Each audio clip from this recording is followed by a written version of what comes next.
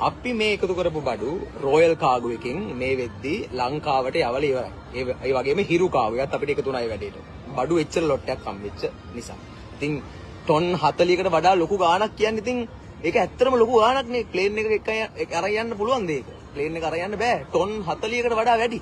ඉතින් මේ ටොන් සියල්ල කන්ටේනර් 4කට දාලා අපි ලංකාවට මේ වෙද්දී මචං ලංකාවේ මිනිස්සු ඉන්නව නේද? මාර මෝඩ මිනිස්සු අයක් ඉන්නවා සමහරක් 180ක්ම මෝඩයි. නැත්තම් මුගේ මේ කිරි රැවුලවත් නැහැ බලපන් මුගේ දැන් දාලා තියෙනවනේ මේ උඩ. කන්ටේනර් 4ක් ඇව්වා රම්මනම් කියලා දාලා තියෙන උඩ. බලපන් මූ වගේ ගෝතෙක් සිරාම පොන්නේ මුගේ රැවුලවත් නැහැ බලපන්ක උත්තගේ. සිරාම කියන්නේ බලපන් වැටි. මුන්ට බං මේ බලත් කවුරු හරි වීඩියෝ එකක් දැම්මම මට මූ තමයි රියල් බාන්ඩේ කියලා බල දෙනවා. මෙන්න මේ වීඩියෝ දෙක බලලා ඉඳපන්කො මුලින්ම ඊට පස්සේ මම බලට කියන්න. අසෙන් කියන ගෝතයා පෝස්ට් එකක් දාද්දිත් කන්ටේනර් 4ම නිදහස් කරගත්ත රිලීස් කරගත්තා කියලා කියද්දිත් පාඩු හිටපු කාගෝ එකේ කට්ටිය දැන් කියන එක කන්ටේනර් එකයි තිබ්බේ ඉතුරු තුන යාළගේ කියලා. මන් දන්නේ නැහැ ඉතුරු තුනේ මොනවා යවුවද කිසිම දෙයක් ඒක මන් දන්නේ නැහැ. ඒ වුණාට මං අහන ප්‍රශ්නේ ඇයි අයිබන් සුබ සන්ධ්‍යාවක් විශේෂයෙන් මේ ලයිව් එකක් එන්න හිතුණා මේ ගොඩක් කතා බහට ලක් වෙනවා ලංකාවට යවපු ඩොනේෂන් සම්බන්ධයෙන් කන්ටේනර් සම්බන්ධව.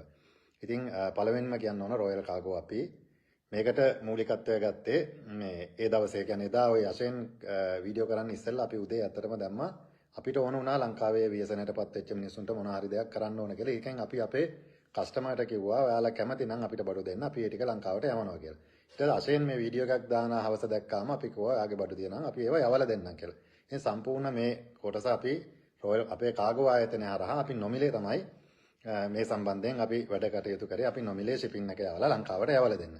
ඉතින් ඒකේ දැන් අශෙන් සහ අනිත් කට්ටිය කියනවා කන්ටේනර් 4ක් යවුවා කියලා. කන්ටේනර් 4ක් යවුවේ අපේ කන්ටේනර්. ඒ 4ක බඩු ඒගොල්ලෝ දුන්නේ නැහැ.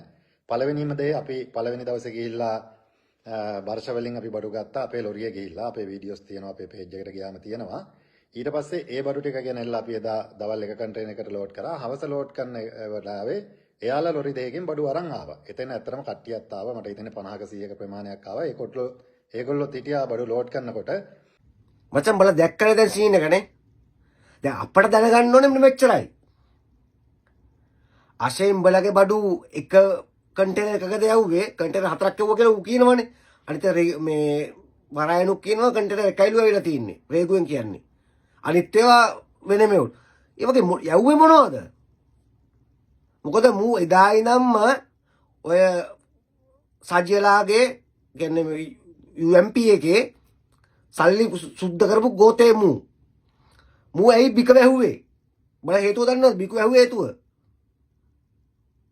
ඇයි බික වහන් මූ රෙස්ටොරන්ට් එකක් කරන්නේ බික කියලා? අර බිරියානි රෙස්ටොරන්ට් එකක් කරේ අන්න ගෝතයා. මූ චන්දිල්ලනේ කිව්වේ එන්න එපා කෑ ගහනවා මං කෑ ගහනවා. එහෙම කිව්ව නේද? මතකද බලන්න. අන්න ඌ තමයි ඔය කන්ටේනර් 4ක් යවලා තියෙනවා කියලා ඔක දැන් පෝස්ට් එකේ දැක්කනේ බූස්ට්නේ. දැන් උනත් දාන්න උඹට මං ආයෙ දාන්න. ඔය මේ එන්න උඩ තියෙන පෝස්ට් එක. හරිද? දැන් මුගේ අනිත් කන්ටේනර් තුනේ ගියේ මොනවද? ඌ යවුවේ මොනවද?